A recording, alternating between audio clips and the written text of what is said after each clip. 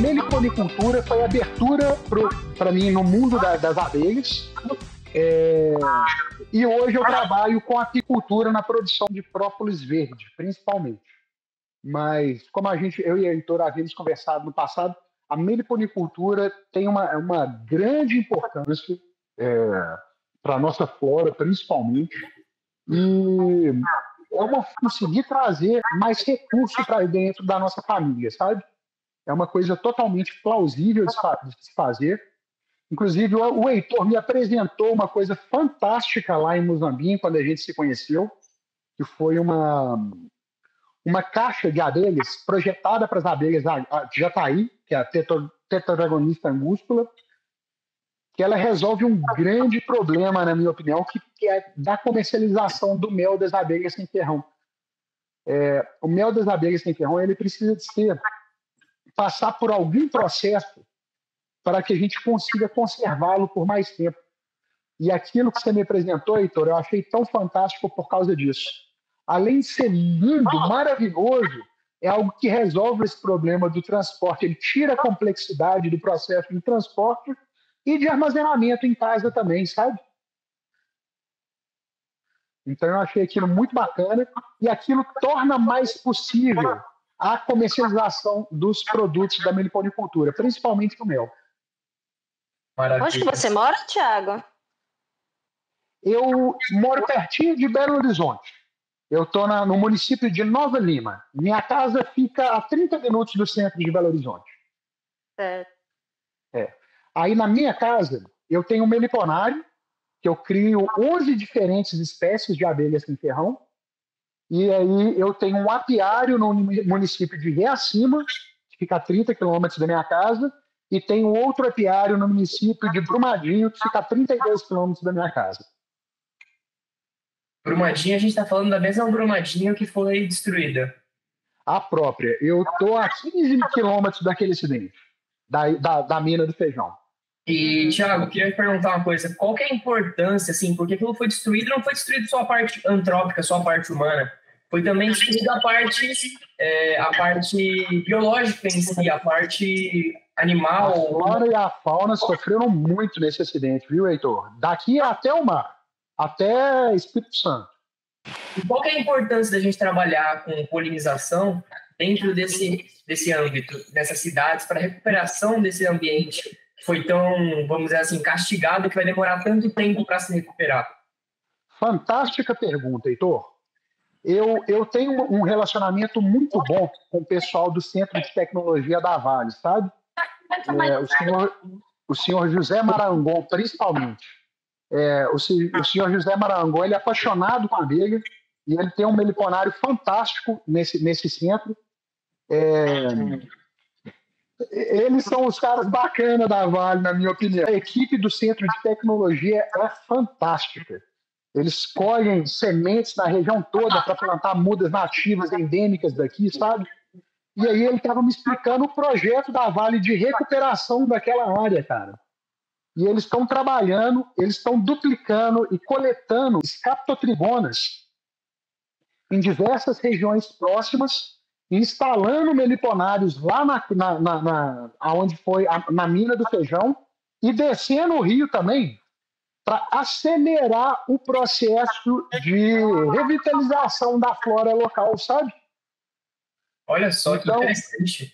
É fantástico o projeto deles, cara. E os estudos que eles fizeram inicialmente falam aí de 18% a 20% de ganho em velocidade de recuperação da flora local por causa da introdução de espécies de abelhas nativas. Você quer dizer que se demoraria, vamos dizer, 50 anos para reflorestar, agora vai demorar 40. Exatamente. Tiago, prazer, meu nome é Marcelo. Eu estive em Brumadinho há uns 2 anos atrás e realmente eu notei a dificuldade que aquela área tem de levantar o mato, Parece que ainda tem lá, a lama ainda está ali e tem dificuldade muito grande até do mato crescer naqueles resíduos, né, minerais. É incrível ali. Realmente, acho que vai ajudar bastante, né? É um solo muito contaminado com metais pesados. Antes de mais nada, prazer, Marcelo. Lá eles estão trabalhando com uma lama muito contaminada com metais pesados. E, cara, é muito difícil também. Para a fauna prosperar, ela precisa de um meio saudável, aerado, é extremamente importante. Então, eles vão ter um trabalho longo pela frente que vai ter que ser feito em etapas. Então, primeiro, eles vão ter que investir no plantio de mudas que descompactam o solo. Na hora que o solo estiver descompactado, eles vão ter que gerar material orgânico, trabalhar com outras plantas que conseguem. Existem plantas que absorvem muitos desses resíduos que estão contaminando o solo lá. Vão criar mais matéria orgânica. Então, vão ser vários ciclos de plantio até que eles consigam curar aquela bobagem que eles fizeram lá e corrigir a catástrofe da flora, né? A perda humana lá é irreparável também. Mas é um processo são algumas décadas, sabe, Marcelo? É um processo bastante demorado e, como eu disse, vão ser vários ciclos de plantio para trazer a saúde de volta para aquele solo. E o trabalho das abelhas sem ferrão é fundamental. A polinização cruzada de espécies nativas vai fortalecer aquelas plantas que vão nascer ali, vai fazer com que elas se propaguem mais rápido também. Então, assim, vai trazer muita agilidade no trabalho que eles estão fazendo, que eles se proporam a fazer. Então, Thiago, dentro disso que você comentou aí, da parte de, vamos dizer, reestruturar uma área, a abelha sem ferrão ela tem essa capacidade de melhorar erros e reestruturar áreas que foram degradadas pela ação antrópica, pela ação humana. Quais outras habilidades ou outras aplicabilidades as abelhas sem ferrão têm e que a gente pode trazer elas para o nosso dia a dia? Então, a parte gastronômica, a parte de polinização assistida. Queria que você comentasse um pouco das diversas áreas para, justamente como uma disciplina que vai unir a meliponicultura com o empreendedorismo, a gente quer saber o que fazer, a ferramenta que é a meliponicultura, mas também aonde aplicar ela. Aonde nós podemos utilizar a meliponicultura para desenvolver renda ou desenvolver simplesmente um âmbito social melhor? Você está que nem um armador de vôlei, Heitor. Você coloca a bola para cima e está me dando o lugar perfeito. Ótima pergunta, Heitor. E eu vou começar pela aplicação prática que eu tive na minha casa, no meu início da meliponicultura. Eu sempre gostei muito de plantar morango. E, cara, morango no clima que eu tenho, em Nova Lima, é até tranquilo. Nós temos um inverno mais rigoroso, então é bem facinho se você tomar algumas precauções. Mas quando eu fiz a introdução da abelha iraí no meu sistema, os meus morangos começaram a ficar gigantes, cara. E o morango grandão que a gente pega no supermercado, na hora que a gente morde ele tem gosto de isopor. Parece que dilui o sabor dele no tamanho, sabe? Cara, eu produzo uns morangão na minha casa que você não faz ideia. Na hora que você morde o morango, o sabor é inacreditável por causa da abelha iraí. A jabuticaba que eu planto na minha casa, você come ela tem gosto de leite condensado. É algo assim, indescritível, é muito bom. Eu tenho 5 casas de jataí, mais de 70% da polinização da jabuticaba é feita por elas. Então, o ganho que a gente tem em vigor das plantas, vigor dos frutos e sabor dos frutos é fantástica. Tem uma moça muito bacana do Instagram, eu comprei o livro muito bacana, que ela fez um projeto da polinização de café com a mandaçaia e a urussu, a Melipona quadrifaciata e a Melipona monduri, para aumento de produção de café. Eles conseguiram um aumento superior a 20%. A apis mellifera, o ganho no peso da saca é de até 30%. Então, a polinização é algo realmente fantástico. O meu foi muito perceptível na minha horta e no meu pomar, sabe? Para cítrico, para berinjela, para várias diferentes espécies, para tomate, da mesma família, tomate, berinjela, de família. A banana, a Scaptotrigona tubiba. Você tem Scaptotrigona tubiba na região, cara, o cacho da banana fica todo completo. Você não tem aquelas bananinhas atrofiadas no final do cacho, sabe? Então, é impressionante o ganho de produtividade que a gente tem dos alimentos da nossa horta. E hoje, que nem eu citei a Renata, você tem uma influência muito grande, você consegue atingir uma grande plantação. Não é só para a horta e para o pomar. Você tem projetos. O Marcelo Batata é um cara muito bacana, ele se dedica muito à produção de própolis verde com apis mellifera. Mas ele tem um projeto, ele tem 300 caixas da Scaptotrigona bipunctata, que é a abelha tubuna, para polinização de café. Então, assim, nós temos um mercado fantástico que está sendo explorado cada vez mais no Brasil, que é a polinização. É um mercado que eu estudo cada vez mais a respeito dele. Na Combrap, em Brasília, a Confederação Nacional de Apicultura faz todo ano um seminário, e no ano passado eu dediquei a minha atenção principalmente ao tema polinização. Então, quase todos os seminários que eu participei tinham a polinização como ideia principal.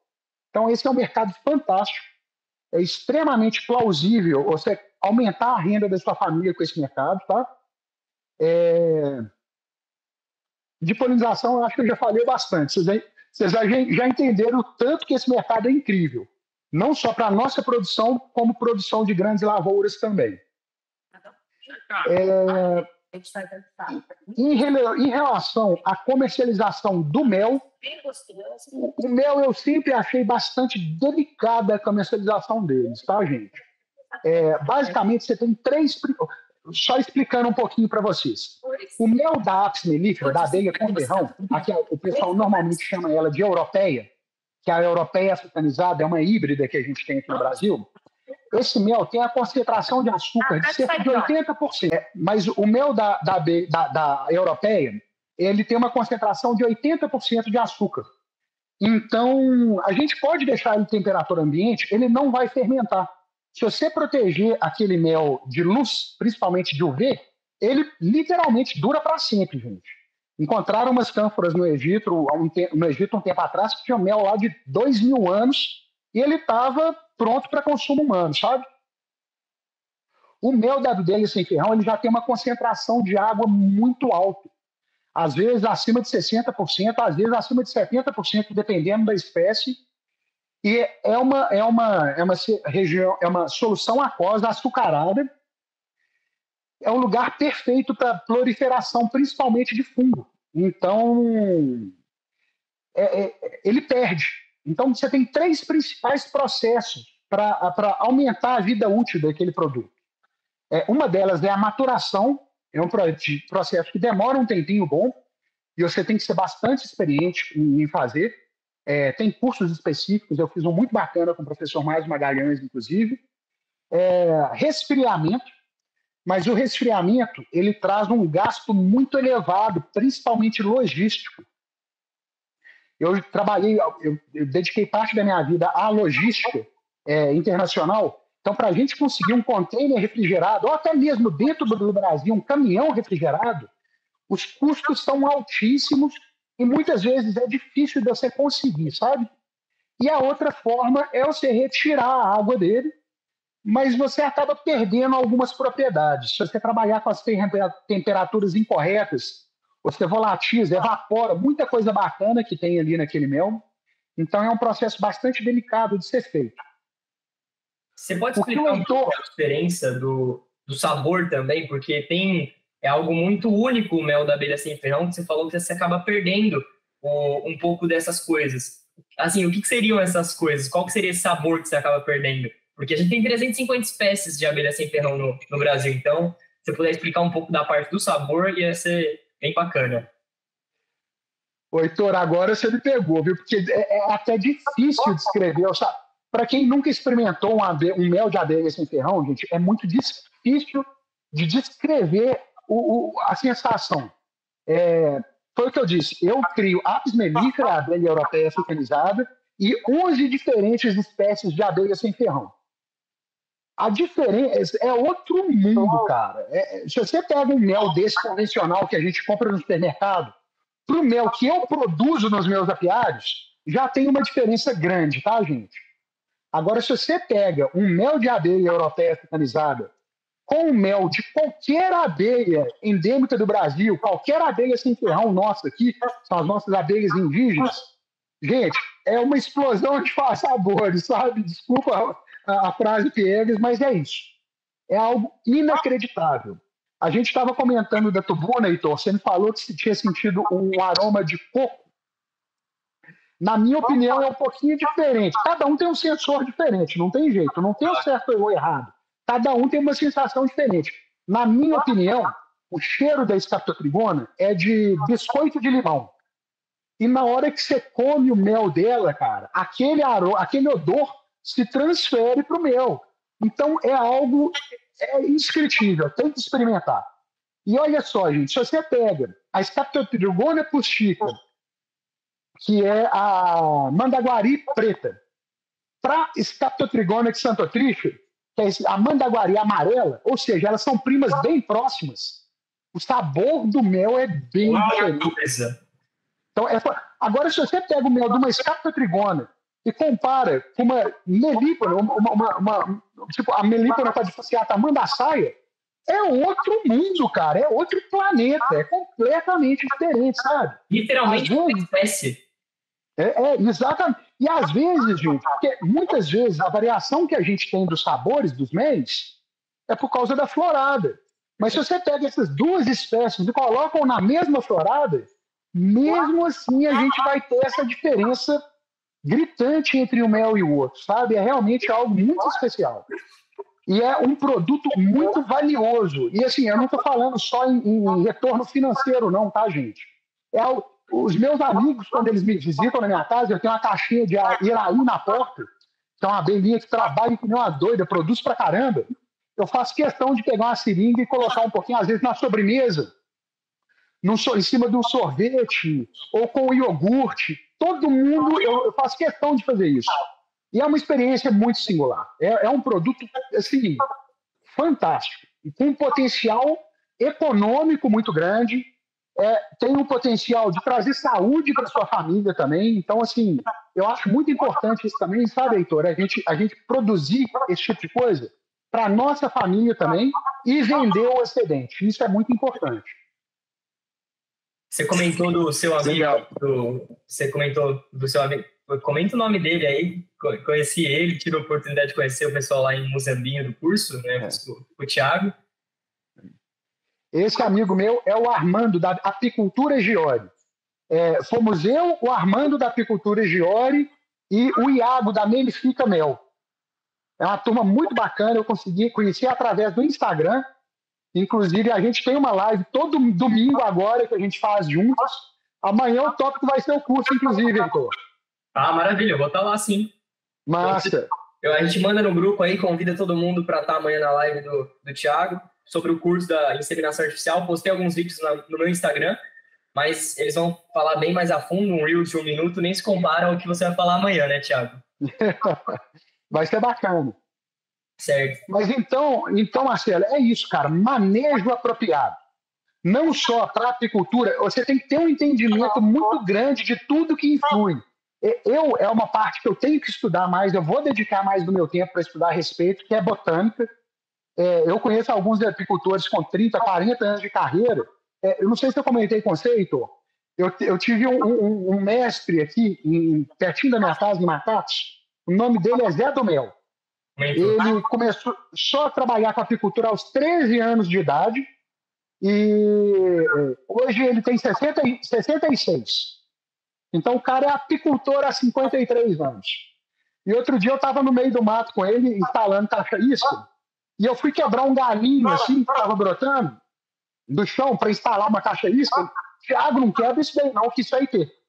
Então o cara, ele está dentro do mato, mas ele sabe de tudo que está acontecendo à volta dele, ele sabe o nome de todas as árvores. Às vezes ele não sabe o nome científico, mas o nome popular, o que ela faz, ele sabe de tudo. E ele tem uma sabedoria das ervas e plantas medicinais que a gente tem aqui na nossa transição de Mata Atlântica com Cerrado, Eu estou no meio da transição. A flora na minha região é fantástica. Cara, ele sabe de tudo. Eu quero adquirir esse conhecimento. Então, assim, para a gente se tornar meliponicultores e apicultores mais eficientes, e a gente tem que aprender de outras escolas também, sabe? Tem um efeito sinérgico muito grande a gente saber o que está acontecendo ao nosso redor em relação à vegetação, em relação ao manejo dos agricultores com o plantio das culturas deles. E outra coisa bastante importante também, gente, comunicação. Sejam amigos dos seus vizinhos, conversem com eles. Tem uma plantação de soja e de milho gigante do seu lado, vai lá e pergunta. Ou quando que você precisa do que para proteger a sua lavoura? Você sabendo disso, você consegue mitigar os problemas. A única coisa é que nem aqui em Nova Lima está tendo fumacê por causa da dengue. Nós temos um grupo que a Secretaria de Meio Ambiente de Nova Lima informa para a gente. Gente, hoje o fumacê está em tal bairro. Mentira, na semana que vem o fumacê vai estar em qual bairro. Aí no dia anterior, na manhã do dia anterior, eles falam, gente, amanhã de manhã vai ter fumacê. Então você tem o seu tempo para fechar a sua caixa, para evitar a mortandade das suas abelhas. Então é só informação que precisa. Isso é algo muito importante, Thiago, a parte da informação. A parte da informação na meliponicultura e na apicultura, ela é algo até meio escasso hoje. A gente trabalha muito no empirismo e isso é um dos pontos que faz o Brasil ser tão atrasado na apicultura, o empirismo. Então, quem é o seu Zé, que trabalha há 50 anos, ele é um ótimo apicultor, mas ele poderia ser um apicultor muito melhor se ele realmente pegasse e se desenvolvesse na parte mais técnica, por exemplo, fazendo um curso de inseminação artificial, certo, Thiago? Sem dúvida alguma, Heitor. Mas na meliponicultura, o Brasil ele é um país muito desenvolvido, muito por conta da parte das nossas grandes reservas e também das nossas grandes biodiversidades. A gente tem muita fauna e o nosso país é o país que mais tem abelhas melíponas. Nós temos 350 espécies. Na Austrália, que é um país que tem um tamanho parecido com o do Brasil, ele só tem 11. Então, assim, a nossa meliponicultura ela é muito desenvolvida, muito também por conta da nossa necessidade de desenvolvê-la, porque a gente tem 350 espécies para desenvolver aqui dentro. E em relação a isso, Thiago, o que eu gostaria de perguntar é como se dá a educação ambiental para algo que é tão vasto e tão grande quanto a meliponicultura? Heitor, nós precisamos da ajuda de grandes organizações, tá? Eu aprendi a meliponicultura vendo vídeo no YouTube, foi o meu início. Antes de eu comer, eu sempre tive esse hábito. Antes de eu fazer alguma coisa, eu estudo pra caramba a respeito e depois eu inicio. Então, quando eu comecei na meliponicultura, eu comecei no YouTube assistindo os vídeos do Gabriel, do Abelhando do Mundo Afora. Aí eu fiz o curso do Gabriel, do Abelhando do Mundo Afora, o curso básico dele. E foi muito bacana, me deu uma noção do que estava acontecendo. Aí eu vi os vídeos do Carlos, do Irapuã, Irapitá, desculpa. Aí eu adquiri segurança em fazer divisões e na prática também. Então a gente tem hoje a grande parte da população brasileira tem acesso à internet. Então, para a grande maioria, a informação está ali na ponta do dedo. Agora, uma coisa que foi um divisor de águas para mim, que mudou a minha carreira na meliponicultura, foi um curso que eu fiz do Senar, cara. Eu sou loucamente apaixonado com o Senar. Eles mudaram o meu futuro na meliponicultura e na apicultura também. Curso de apicultura no Senar eu fiz 6, se não me engano. Com professores super experientes, todos eles veterinários ou zootecnistas aposentados da Universidade Federal de Viçosa, que é um centro de disseminação de conhecimento incrível. Então, a forma ideal, na minha opinião, é buscar a ajuda de órgãos governamentais que disseminem informação. O Senar faz um trabalho fantástico aqui em Minas Gerais. E aí eu não sei como que é o trabalho deles em outros estados. Mas tem que fazer curso, gente. Tem que estudar, tem que assistir vídeo. E, principalmente, tem que ter bom senso. porque eu ouço cada barbaridade compartilhada no Instagram e no YouTube, que assim... Então tem que ter bom senso. E a gente consegue isso estudando. Não dá para fazer, vou criar umas abelhinhas ali no quintal e vamos fazer experiência. Porque teve muita gente que dedicou a vida delas a fazer esses experimentos, gente. A doutora Gena Souza, a mulher é fera e ela ensina tudo que a gente precisa. Sabe, tem muita gente bacana compartilhando material que disponibilizou isso para a gente sem custo. Então a gente tem que se aproveitar disso, tem que se instruir. Você comentou aí do Senar. O Senar, ele tem cursos gratuitos. Eu acho que isso é importante falar. Então, você não precisa gastar nada para fazer os cursos Senar. Outro órgão que a gente não pode deixar de comentar é a Embrapa. Tem cursos maravilhosos. Eu conheci o Davi presencialmente. Fomos lá na Embrapa, eu e o Glauco. Fizemos uma revisão de 15 espécies de colônias diferentes. Conheci a Mambucão, que é uma abelha super rara, que tem 2 colônias em Jaguariúna inteira. Eu tive a oportunidade de conhecer uma. Ela é da mesma família da Amanda Saia, da Bugia. E conhecemos o Cristiano Menezes, que faz os vídeos da Embrapa. A maioria quem faz é o Cristiano. Então, tipo, ele tem uma autoridade para falar, e porque ele estudou muito, ele desenvolveu a meliponicultura brasileira de uma forma, saiu de um nível meliponicultura pré-cristiano e pós-cristiano, sabe? Ele desenvolveu num nível a meliponicultura que ele trouxe o acesso às pessoas. Então, eu vou deixar depois os links das pessoas que o Thiago comentou, das pessoas que eu comentei, para que vocês também busquem conhecimento, porque aquilo que a gente comentou logo no começo, a nossa ideia aqui nesse curso é dar o primeiro pontapé inicial dentro da meliponicultura na vida de vocês. Depois que a gente fizer isso, vocês não vão estar sabendo tudo de meliponicultura, vocês têm que ir atrás de saber tudo de meliponicultura. Eu não sou autoridade máxima, o Thiago não é, e mesmo o Cristiano Menezes, ele também não sabe tudo de meliponicultura. Então, assim, é uma questão de juntar conhecimentos e ir colocando bloquinho por bloquinho e fazer o seu próprio castelo. Eu vejo muito assim em qualquer área da vida e principalmente dentro da meliponicultura. Não sei se o Thiago concorda, mas na minha visão é bem assim. Concordo plenamente, Heitor. Gente, a abelha é o inseto mais estudado no mundo. Então, o tanto de informação que a gente tem disponível para a gente, de pessoas que dedicaram a vida dela a estudar esse animal, é incrível. Mas a gente tem que buscar. Isso não vai ser mastigado e colocado na nossa boca. Nós temos que nos esforçar para buscar conhecimento. Isso é extremamente importante. E quem vai agradecer são as abelhas, gente. Porque apicultor e meliponicultor inexperiente comete erro. Eu cometi vários, mesmo estudando pra caramba, mas quem não estuda comete muito mais, e quem sofre não são vocês, não, são as abelhas. Então a gente deve isso para elas, sabe? Elas trazem tanta coisa para a gente, então o mínimo que a gente tem que fazer é dedicar nosso tempo a estudar antes de começar a trabalhar, durante e sempre se atualizar. Tem coisa nova todo dia, tem estudo novo todo dia, não dá para parar. Eu tenho uma coisa importante que eu quero citar, Heitor, eu acho que eu até falei isso com você quando a gente se conheceu. Se você começa a trabalhar com apicultura ou meliponicultura, e a primeira pergunta que você faz é quanto ganha um apicultor ou quanto ganha um meliponicultor, a probabilidade de você ter uma carreira longínqua é bem pequena, tá, gente? A possibilidade de ir para frente é quase que inexistente, na minha opinião. A primeira coisa é você tem que ser apaixonado pelo bicho. Não tem jeito. Você tem que gostar de natureza, você tem que gostar de mato, e você tem que gostar muito de abelha. Aí depois você pensa em ganhar dinheiro com ela, sabe? Então, assim, exige muita dedicação. Não é fácil, não é simples, é totalmente possível. E eu vou falar, gente, vocês vão aprender, é uma vida incrível. Eu comecei com abelha sem ferrão para tirar o estresse que eu sofria durante a pandemia. Eu trabalhava com logística internacional, que é um meio que 80% de tudo que você faz, alguma coisa dá errado.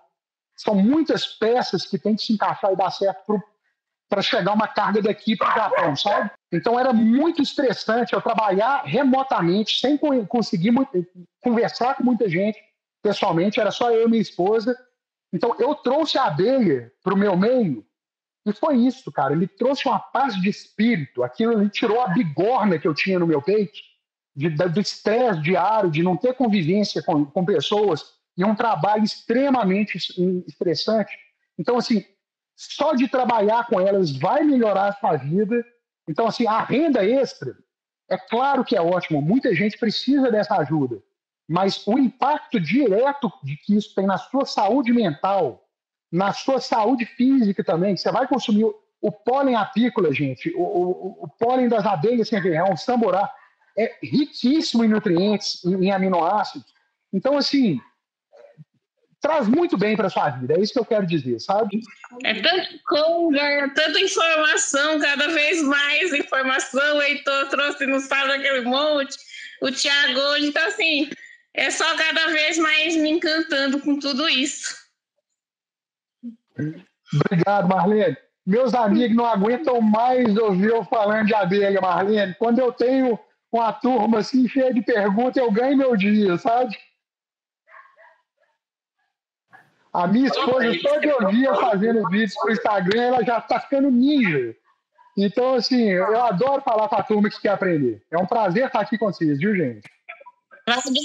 Foi seguidora, viu, da agora para frente. Obrigado. Eu acho que o legal é fazer esses cursos que vocês citaram, né? Para gente, além do curso que nós estamos tendo também, buscar mais informações técnicas, como vocês disseram, que é um longo aprendizado, né? Não é uma coisa que vai fazer... Eu mesmo já fiz um curso, mas só na primeira aula aí com o Heitor aprendi bastante coisa e estou aprendendo agora também, bem bacana. Obrigado. A Maria levantou a mão e depois a Augustina. Depois a Tina. Olá, boa tarde, eu sou Maria do Socorro, sou professora e sou uma pessoa bem apaixonada por abelhas, já faz um tempo que eu me interesso por todas, né, mais especialmente pelas abelhas nativas.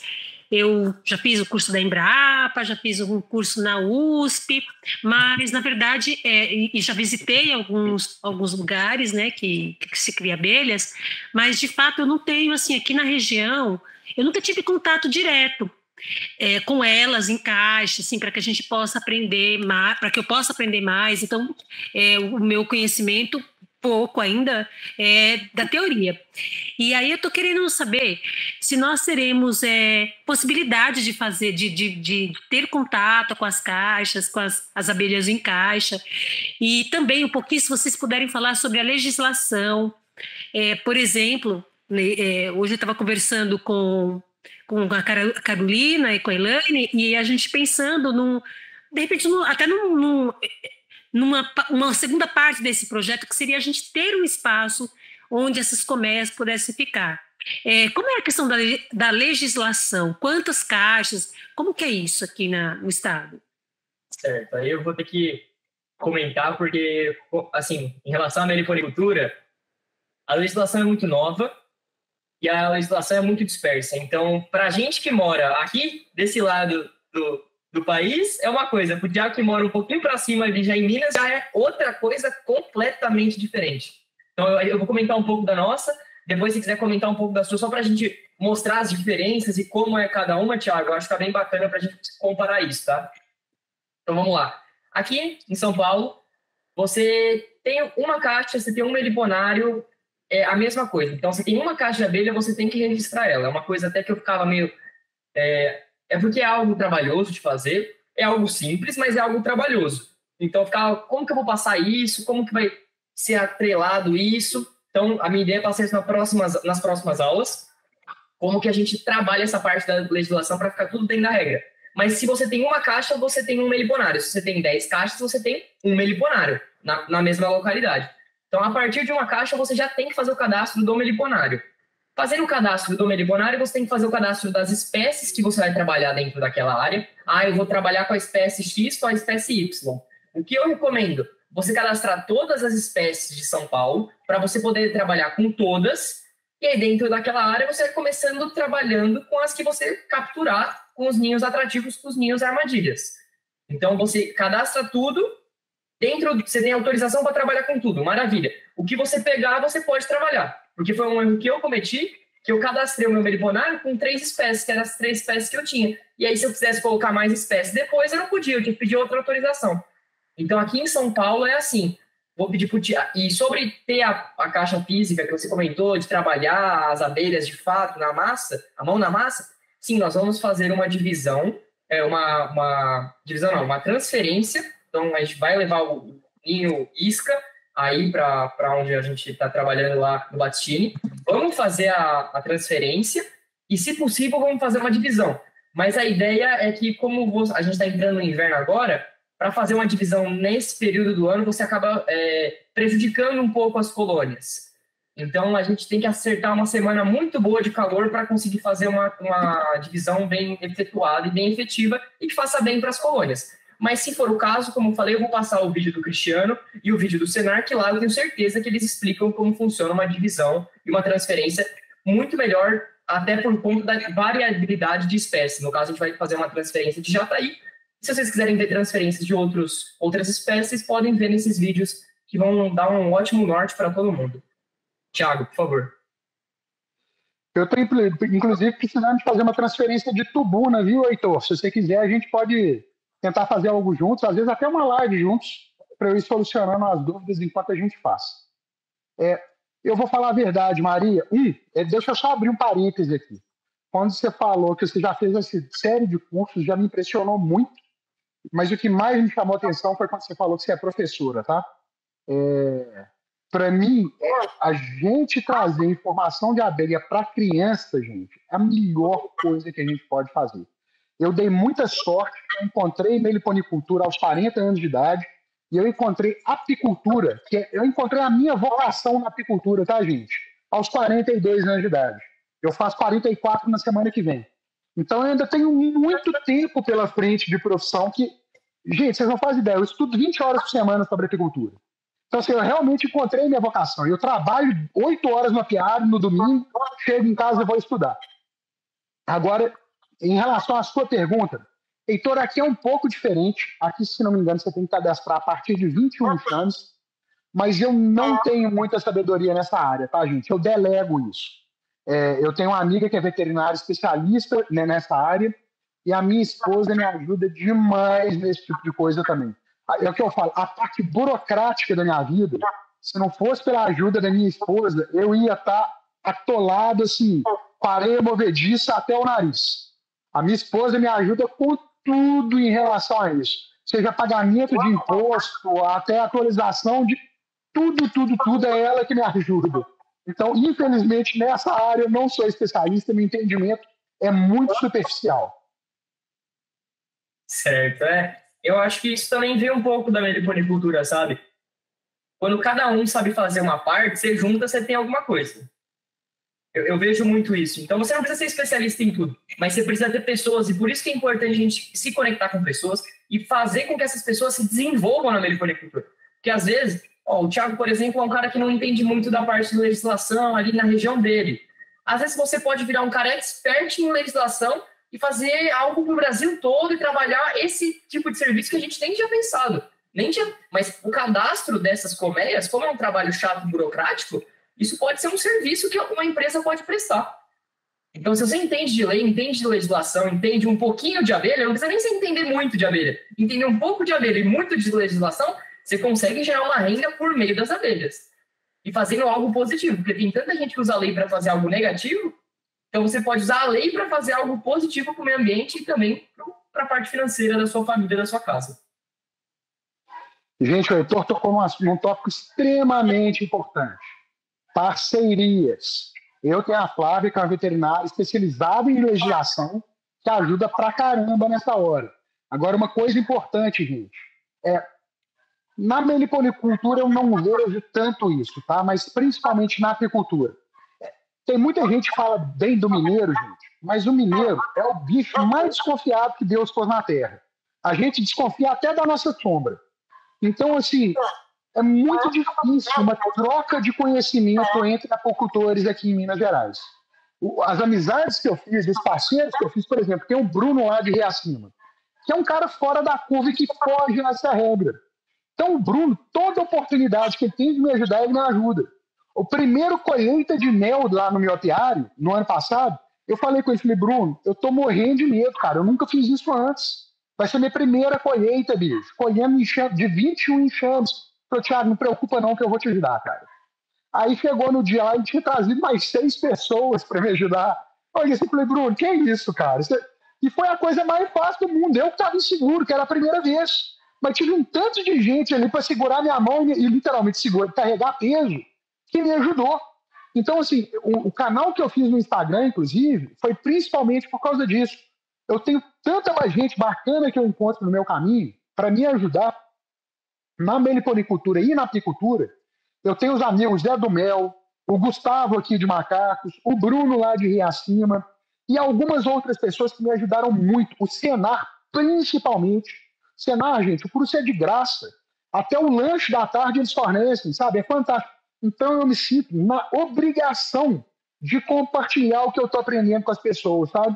É essa a minha principal motivação de fazer um Instagram, de fazer YouTube e de investir aí 1, 2... Porque eu acabo demorando mais no meu manejo, porque eu faço vídeo, eu descrevo cada coisa que eu estou fazendo. Às vezes, eu demoro 1 hora a mais no meu manejo das abelhas, sabe? Então, assim, é algo que demanda muito de mim, mas me dá uma gratificação tão grande saber que eu estou compartilhando o que eu estou aprendendo com as pessoas. Então, façam isso também, gente. Aprender uma coisa nova, coloca no grupo de apicultor. Uma coisa muito importante que eu faço com o Gustavo e com o Zé do Mel nos nossos apiários, mas isso pode ser feito no meliponário também, tá, gente? Eu troco de área com eles. Então, tem dia que o Zé do Mel tem um manejo difícil para fazer, eu trabalho o dia inteiro com ele. Aí, na semana seguinte, ele trabalha um dia inteiro comigo. Com o Gustavo é a mesma coisa. Eu tô com quase 44 e uso óculos. Eu, às vezes, apanho pra caramba para encontrar a rainha, gente. Em alguns manejos, a gente precisa de encontrar a rainha. Eu chamo o Gustavo, 24 anos de idade, a vista dele é incrível. E ele é fera também, ele é apicultor há bem mais tempo que eu. Eu trabalho um dia para ele trabalha um dia para mim. Então, isso, gente, é muito importante. E um aprende com o outro, um ajuda com o outro. Então, você tem um vizinho, uma pessoa que mora, às vezes, na mesma cidade ou então no mesmo bairro, trabalha junto, gente, aprende manejo. Ou se você estudou e vê que ele está fazendo alguma coisa errada, fala com jeitinho, olha, aprendi algo diferente disso, sabe? Então, é importante a gente ter essa troca de conhecimento entre a gente, assim, no nosso círculo próximo também, sabe? Uma coisa que você comentou, que eu acho muito importante, é o seguinte: quando você trabalha com abelha e você aprende algo e você fala, eu vou perder 1 hora, mas você perdeu 1 hora ali passando esse conteúdo. Quantas pessoas ganharam mais de 1 hora? Então, a gente fez lá o curso de inseminação com o professor Luiz. O professor Luiz, ele demorou 3 anos para inseminar a primeira rainha. A gente inseminou em 2 dias. Então, o professor Luiz, ele perdeu 6 dias ensinando 18 pessoas. Só que ele deu para a gente 3 anos de aprendizado em 2 dias. Então, assim, a gente conseguiu absorver esse conteúdo do professor. O professor ficou feliz em passar para a gente. É uma coisa que dá para perceber. É algo que ele sabe, ele é argentino, né? Então, ele falava, que maravilha, que coisa bonita. E ele conseguia ficar feliz em passar o conteúdo que ele demorou 3 anos em 2 dias pra gente. Eu ensinei minha rainha em 2 dias, o Thiago também. Então, assim, é uma coisa maravilhosa que a gente tem esse compartilhamento de conteúdo. Eu acho isso fantástico. E a Tina tem uma pergunta, eu quero que ela pergunte, que a gente acabou pulando ela. Então, o que eu queria passar para vocês é que é muito gratificante essa troca de conhecimentos, né? E também de ver que lidar com as coisas da natureza, com os seres, principalmente esse ser tão pequenino e tão útil para a natureza, que é a abelha, que não passa de ser uma terapia para todos, né? Então, eu estou muito encantada em poder adquirir esse conhecimento com vocês e, se possível, compartilhar com os demais. Esse que é o espírito, viu, Tina? Que bom que você pensa dessa forma. O espírito é exatamente esse, é polinizar conhecimento. Meu Instagram é fácil, gente, é Thiago Abelhas, Thiago com H. E lá o foco principal é meliponicultura, mas eu falo bastante coisa sobre... Desculpa, o foco principal é apicultura, produção de própolis verde, que é uma das minhas principais fontes de renda hoje. Eu ainda não consegui isso também, tá, gente? Eu saí do meio corporativo de logística internacional, então hoje eu ainda luto para conseguir, mas o meu objetivo é no futuro próximo, nos próximos 24 meses, tirar 100% da minha renda do meu trabalho com abelhas. principalmente produção de própolis verde, mas tem mel e meliponicultura também. Então é totalmente plausível, tá, gente? E assim, no meu Instagram eu sou totalmente acessível, eu faço questão de responder as pessoas que têm perguntas para mim, porque faz parte do meu trabalho que eu falei pessoal, que é realmente compartilhar meu conhecimento. É muito importante para mim. Thiago, eu tenho mais uma pergunta aqui para você. Em relação a Combrap, o que você acha? Comenta um pouco aí para a galera conhecer, nem sabe o que é, ou alguém que já saiba, mas o que você acha? Você compareceu ano passado, certo? Heitor, eu acho a Combrap fantástica. Ano passado foi em Brasília, eu fui. Foi bem bacana. Eu levei 2 filhos de um grande amigo meu também, que eles querem fazer um apiário lá em Arinos, no interior de Minas. Os dois, um menino de 14 e outro de 15, piraram com a Combrap. Conheci um tanto de gente bacana. Eu tive a oportunidade de fazer um workshop com a Márcia Raad, que é uma mulher fera, com 30 anos de apicultura, e ela encontrou quais os critérios que ela tem para escolher uma matriz para fazer seleção genética de abelhas. Só explica o que é a Combrap, Thiago, por favor. Combrap é a Confederação Nacional de Apicultura. E eles têm um seminário todo ano, que aí tem workshops com pessoas feras, com biólogos, apicultores, meliponicultores fantásticos, e eles têm várias palestras com a galera mais bacana do Brasil. Então, assim, tem muita gente legal lá. E aonde que vai ser esse ano? Esse ano vai ser no seu quintal, né, Heitor? Esse ano a gente que vai sediar a Combrap, vai ser lá em Aparecida. Então, cada ano é um estado. Então, provavelmente, a gente só vai ter em São Paulo de novo daqui a alguns bons anos. E fica o convite para todo mundo que quiser ir comparecer. Eu acho que é muito bacana ver um monte de gente falando e pensando sobre abelhas. Eu acho que é muito engrandecedor isso.